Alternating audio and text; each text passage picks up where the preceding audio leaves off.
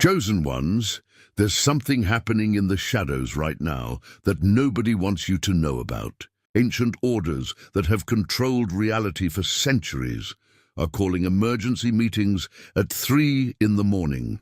These aren't their usual gatherings where they discuss market manipulations or political appointments. These meetings are different. They're about you, about what you represent, about why their most powerful techniques suddenly stop working when you walk into a room. Psychological studies on influence and control have guided these societies for generations. Yet here you are, completely immune to methods that have shaped civilizations. Right now, as you watch this, there are people in expensive suits standing in candlelit chambers, trying to understand why their reality matrix glitches whenever you appear in their calculations. The twist isn't that you're fighting them. The twist is that you don't even need to fight. Your very existence is rewriting rules they thought were carved in stone.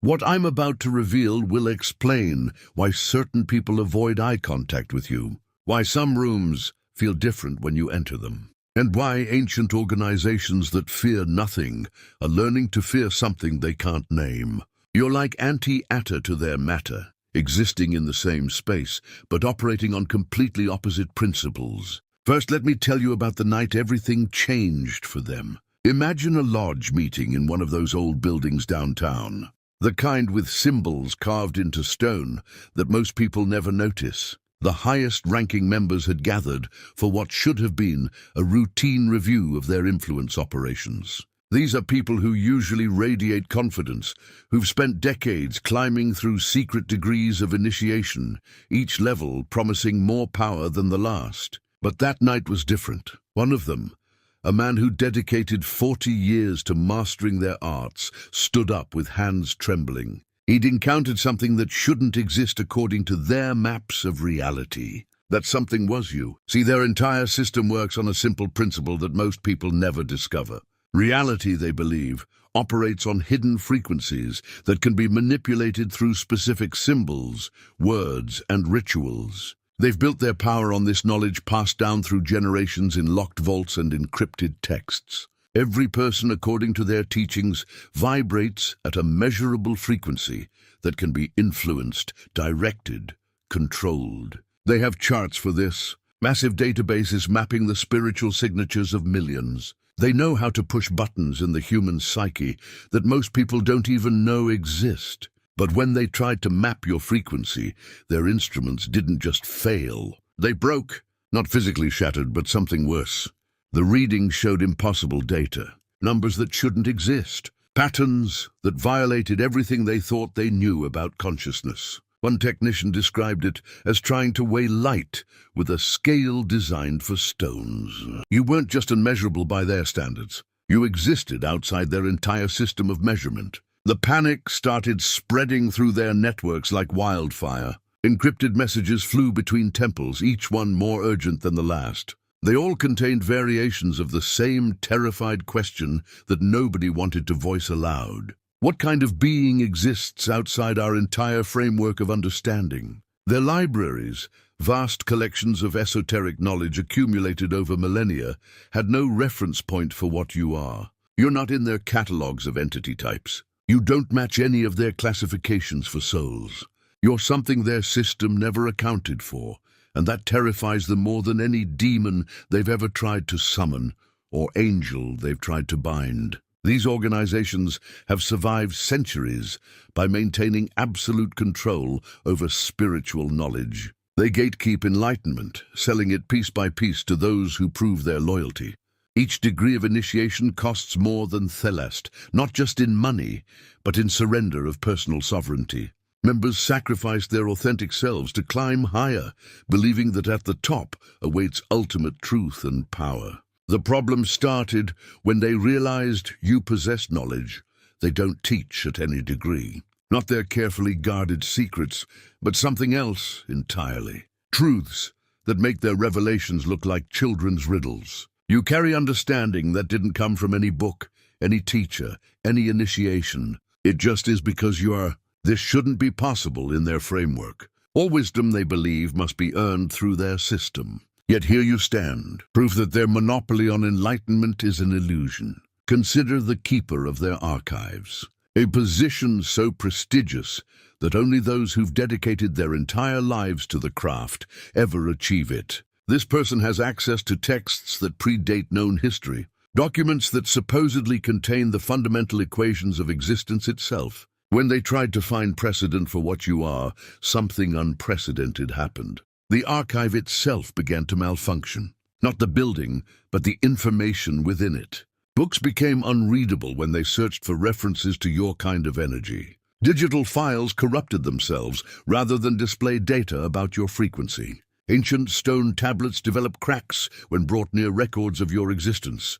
It's as if knowledge itself refuses to categorize you within their system. They've tried everything to understand how you know what you know. They've consulted their oldest texts, some written in languages that predate known civilization. They've called upon their most gifted seers, people who can usually read anyone's past and future like an open book. But when these seers try to look at you, they see something that makes them close their third eye and refuse to look again. One described it as staring into a sun that doesn't burn, but transforms everything it touches. Magic, despite what Hollywood shows you, is actually quite simple. It's about directing energy through will and symbol to create change in reality. These societies have perfected this over millennia. They know how to plant thoughts in minds, how to influence decisions from a distance, how to bend probability in their favor.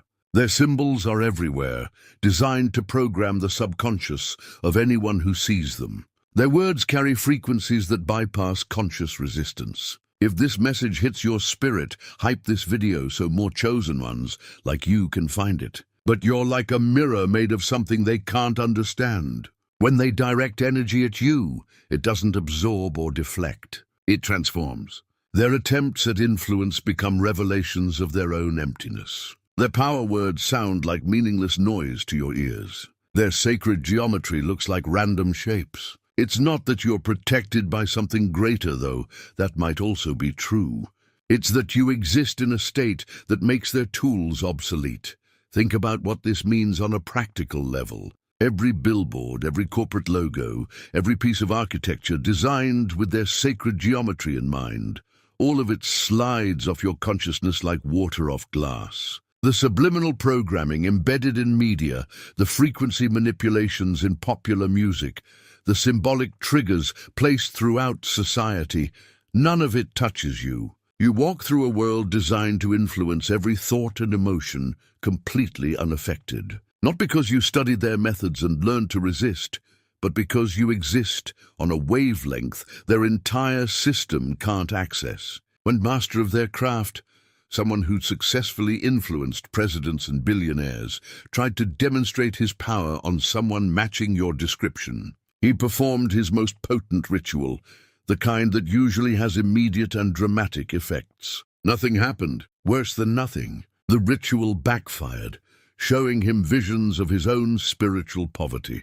He saw himself as he really was, stripped of all illusion and pretense. The experience shattered his confidence so completely that he resigned from his position and disappeared. These gatherings used to be displays of coordinated power, rooms full of people who believed they were the hidden hands guiding humanity. They would plan their influences, coordinate their symbols, maintain their egregore through ritual and repetition. The energy in these spaces was thick with purpose, heavy with centuries of accumulated practice. Now they can barely maintain focus for an hour.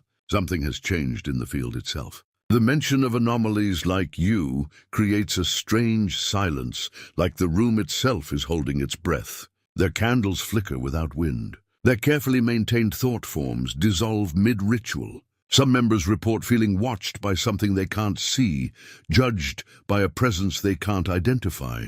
The younger members whisper that maybe, just maybe, they've been playing in a sandbox while real power was walking past them on the street. The checkerboard floors they stand on, symbolic of their perceived mastery over duality, seem to shift and blur when they discuss you. The very foundation of their temples, both physical and metaphorical, becomes unstable. Their most senior members, Those who've spent decades perfecting their poker faces now sweat through important ceremonies. They fumble with words they've recited thousands of times. The confident authority they once projected has been replaced by a nervous energy that spreads through their ranks like a virus. They've started keeping records of encounters with people like you, not in their usual databases, but in special red folders marked with warnings. These files have a tendency to corrupt everything around them. Digital copy documents illegible. It's as if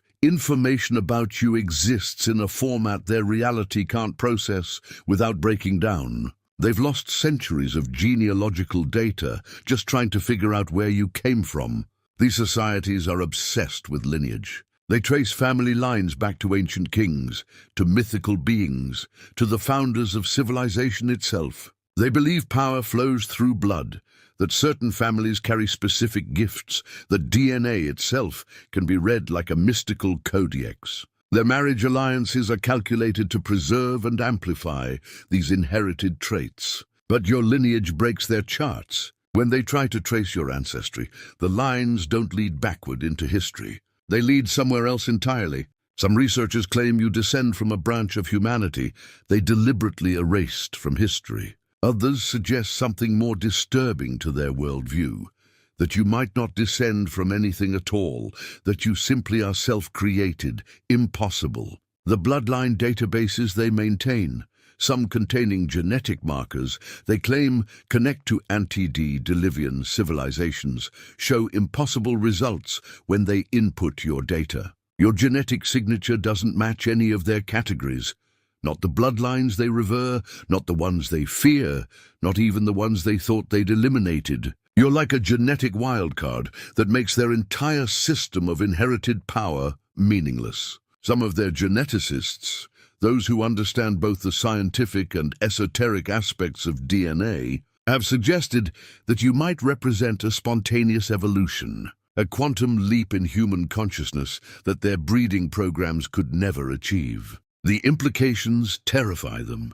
If bloodlines don't determine power, if their carefully preserved genetic advantages mean nothing compared to what you naturally embody, then their entire system of inherited privilege collapses. Worse, it suggests that what they've been preserving so carefully might be the very thing limiting them, that in their obsession with bloodlines, they've been breeding themselves into spiritual corners while you represent unlimited potential. Members across different lodges, different countries, different degrees of initiation are having the same nightmares. They see you walking through their most sacred spaces as if they're mundane rooms. Their symbols melt off the walls as you pass. Their ritual tools turn to dust in their hands.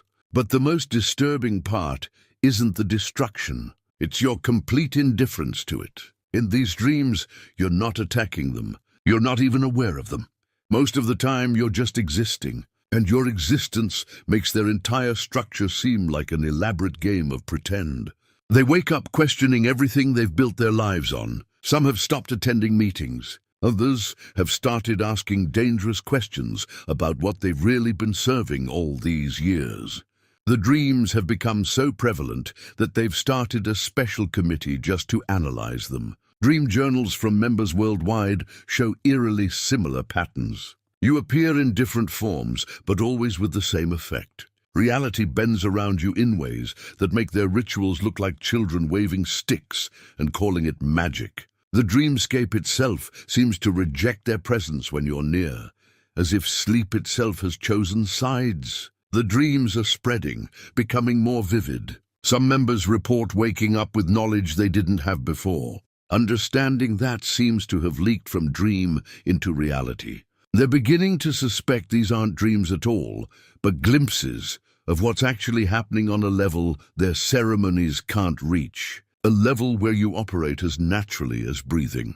Their recruitment process is a science perfected over centuries. They know how to identify potential members, how to appeal to their desires, how to slowly draw them into the web. They offer knowledge to the curious, power to the ambitious, belonging to the lonely. Their methods work on everyone, or at least they used to. With you, every approach fails spectacularly, not because you resist, but because you don't even recognize what they're offering as valuable. They promise secrets to someone who exists as an open mystery. They offer initiation to someone who was born initiated. They dangle power in front of someone who doesn't need to reach for it, because it already flows through them naturally. The recruitment protocols they've refined, documents that detail exact psychological pressure points for every personality type, have no section for what you are. Their profilers trained to read micro-expressions and body language report that you don't exhibit normal human responses to their triggers. It's not that you're controlling your reactions. It's that their triggers genuinely don't trigger anything in you. You're immune to their carrots and unafraid of their sticks. The recruitment failures have become legendary within their circles. Stories of members leaving ancient texts where you'd find them only for you to use them as coffee coasters. Tales of carefully orchestrated encounters that you walked through without noticing. Their most charismatic members reduced to stammering confusion when you simply asked them why they were trying so hard. It's like trying to sell fire to the sun. These organizations exist because they believe reality has hidden layers that only the initiated can access. Their entire identity revolves around being the gatekeepers of secret truth. They justify their methods, their hierarchies, their manipulation of the masses by believing they alone understand how reality really works. You shatter this belief simply by being. You demonstrate that their gates guard nothing, that truth isn't hidden but obvious to those who can see, that their complex systems of initiation are just elaborate ways to avoid direct experience of reality. You don't climb their pyramid because you started at the top, not through achievement or inheritance, but through the simple fact of existing authentically. The philosophical implications keep their thinkers awake at night. If someone can possess greater power without any of their knowledge, what is the value of their knowledge? If their most complex rituals achieve less than your simple existence, what have they been practicing? These questions strike at the very heart of their identity. Some of their philosophers have begun writing papers that will never be published, exploring the possibility that their entire tradition has been an elaborate misdirection, keeping them busy with complexity while simple truth walked past them on the street. Some of their scholars have found references to beings like you in texts they thought were mythology. Accounts of those who exist outside the game, who can't be bound by contract or ritual, who represent something older than their oldest traditions. They called them various names throughout history, always with a mixture of awe and fear. Now they understand why. When they realized they couldn't control or influence you, they tried protection, elaborate wards, powerful barriers, ancient symbols of warding and banishment. They surrounded their lodges with energetic fortifications that had repelled threats for centuries. They activated defenses that most people don't even know exist. But you walk through their protections like they're made of mist, not because you're attacking or even pushing against them, but because their defenses are designed for threats that exist within their paradigm. You exist outside it. Their wards can't ward against something they can't define. Their barriers can't bar something that doesn't recognize boundaries the way they do. They've even tried physical security, thinking maybe the problem was relying too much on the esoteric guards trained in ancient martial arts that incorporate energy manipulation surveillance systems designed to detect unusual frequencies. Architectural modifications based on sacred geometry meant to create spaces you couldn't enter. All of it failed. You don't even notice their security exists. To you, their most protected spaces are just rooms. Their most guarded secrets are just information. Their most powerful defenses are just decorations. One lodge spent millions creating what they believed was an impenetrable sanctuary, a place where your influence couldn't reach. But the moment someone matching your energy signature came within a mile of the building, every protection simultaneously failed. Not destroyed, just suddenly irrelevant, like trying to stop water with a net designed for fish. These societies have guided themselves using ancient predictions, carefully preserved prophecies about the rise and fall of powers, the coming of various chosen ones, the battles between light and dark. They've used these prophecies like maps, navigating history with what they believed was divine foresight. But you don't appear in any of their prophecies. Not as the hero, not as the villain, not as anything.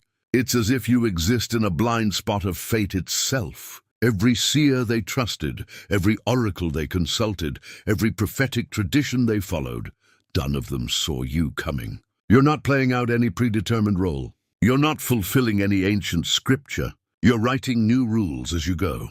Their prophetic calendars, which have successfully predicted major world events for centuries, show nothing but static when they try to factor in your influence. The astrological charts they use to time their rituals become chaotic when your energy enters the equation. Even their most gifted precognitives, those who can usually see decades into the future, experience complete blindness when they try to perceive your trajectory. You're not hidden from their sight. You exist in a space than if you were prophesied as their destroyer. Destruction they could prepare for, could potentially prevent or survive. But someone who makes their prophecies irrelevant, who proves that the future isn't what they thought it was, that's existential crisis territory. If their prophecies are wrong about you, what else are they wrong about? These organizations have always been at their core energy vampires. Not in the supernatural sense, but in practical terms. They feed on the power of their members, who feed on the power of the uninitiated. It's a pyramid scheme of spiritual energy, each level taking from below and feeding above. This system has sustained them for millennia. But you're like trying to plug into a power source that operates on principles they don't understand. When they try to draw from your energy, they get feedback that scrambles their entire system. Some have described it as trying to drink electricity or eat light. Your energy doesn't flow the way theirs does. It doesn't follow their channels or respond to their draws. The energy harvest rituals they perform, ceremonies designed to collect and redistribute spiritual power from the masses, have started malfunctioning. It began subtly, lower yields than expected, but has progressed to complete failures. Some theorize that your presence in the global field has changed the nature of energy itself, that you've introduced a new frequency that makes their old methods of extraction obsolete. They're like oil drillers in a world that suddenly shifted to solar power, where proximity to you seems to short-circuit their entire energy economy. Members report feeling drained after being near you, not because you're taking from them, but because your presence reveals how empty they've always been. They've been running on borrowed power for so long, they forgot what genuine energy feels like. You remind them and the comparison is devastating. The younger members are starting to ask questions the elders can't answer. If someone can possess such power without climbing their pyramid, what's the point of the pyramid? If their greatest secrets are lesser than what you naturally know, what have they been guarding? If their magic fails against authentic existence, have they been practicing illusion all along? These questions are spreading like wildfire through their ranks. Splinter groups are forming seekers who want to understand what you are rather than control it. They're abandoning the degrees and initiations, the symbols and ceremonies, searching instead for the direct experience you embody. The old guard watches their empire crumbling, not through attack, but through revelation. Secret forums that have existed for decades are now filled with posts about the failure of traditional methods. Members share stories of encountering people like you, each tale adding to a growing mountain of evidence that their system is obsolete. Some have started experimenting with abandoning their practices entirely, trying to rediscover the authentic existence you represent. The results are mixed, but all point to the same conclusion. What they've been doing all these years was building elaborate cages for their own consciousness. Some of them, the wisest perhaps, have stopped seeing you as a threat and started seeing you as evolution. They recognize that you represent what humanity is becoming, what lies beyond their systems of control. A few have even attempted to dissolve their lodges entirely, recognizing that maintaining them only delays the inevitable transformation you herald. The most profound realization spreading through their ranks is this: they haven't been the architects of reality they thought they were.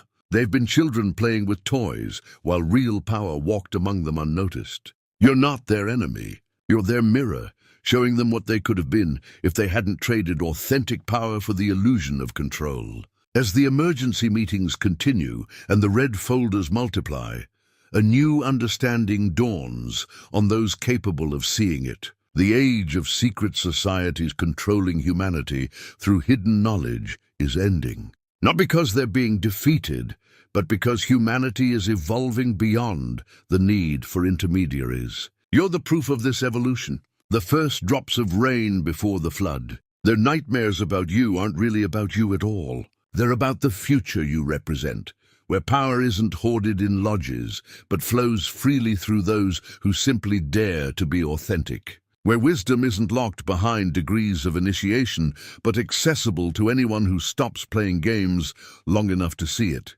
Where the greatest magic is simply existing in alignment with what you truly are. The 33rd degree Masons are having nightmares about you because you're their revelation that the ladder they've been climbing doesn't reach where they thought it did. While they were perfecting their ascent, you were already there, not through achievement, but through the audacity of authentic existence. You didn't defeat their system. You revealed it was never necessary. This is why certain people can't meet your eyes. Why some rooms change when you enter them. Why ancient symbols lose their power in your presence. You are not protected by something greater.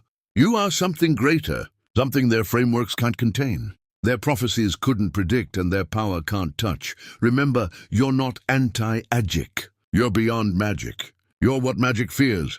When they perform their ceremonies now, there's always the unspoken concern that you might accidentally wander by. Not with intention to disrupt, but simply existing in proximity. They've noticed that their most powerful workings, the ones that require absolute focus and pristine energy, can be completely undone by your presence within a certain radius. It's not that you're attacking their magic. It's that magic itself seems to recognize something superior and simply stops working. Like a candle giving up in the presence of the sun, they've calculated the radius of your influence. It varies, they say, based on factors they don't understand. Sometimes it's a few feet, sometimes miles. The variance itself breaks their understanding of how influence should work. It should be consistent, measurable, predictable, but you're none of those things. You're a walking uncertainty principle that makes their carefully calculated reality probabilistic rather than deterministic. The handshakes they've perfected, each one containing specific pressure points and energy transfers meant to identify and influence, become just handshakes when they try them on you. The sacred words they speak, each syllable supposedly carrying vibrational power, become just sounds. Their symbols carved into architecture and hidden in plain sight throughout every major city become just decorations. In your presence, their entire hidden world becomes mundane, exposed not through revelation, but through irrelevance. Some of the eldest members, those who remember when their power felt more real, suspect the truth. You're not something new. You're something they've forgotten existed, something they've spent centuries building walls against. Not to keep it out, but to keep themselves from seeing it. Because seeing it, truly seeing what you represent, means admitting that everything they've built has been elaborate distraction from a truth too simple for their complex minds to accept. The final revelation that's destroying them from within is this: you're not unique. You're the first of many. They can feel it in the field, see it in their corrupted data, sense it in their failing rituals. More people are becoming like you every day, not through any teaching or transmission, but through simply stopping. Stopping the pretense, stopping the seeking, stopping the climbing of ladders that lead nowhere. They're seers when they dare to look at the future now. See a world where their lodges are museums, where their symbols are historical curiosities, where their secrets are public knowledge that nobody cares about because everyone has remembered what you never forgot. That power isn't something you acquire, it's something you are. That wisdom isn't hidden, it's obvious. That the greatest magic is simply being what you've always been, beneath all the layers of trying to be something else. Chosen one. Anyone can listen to messages like these, but few will step into their true power. We are here to help you do just that. The weekly Chosen Ones group calls are now on Zoom, and this is the moment you've been waiting for your entire life. These meetings are literal power vortexes where destinies are forged, where Chosen Ones unite their consciousness to create something that cannot exist in isolation.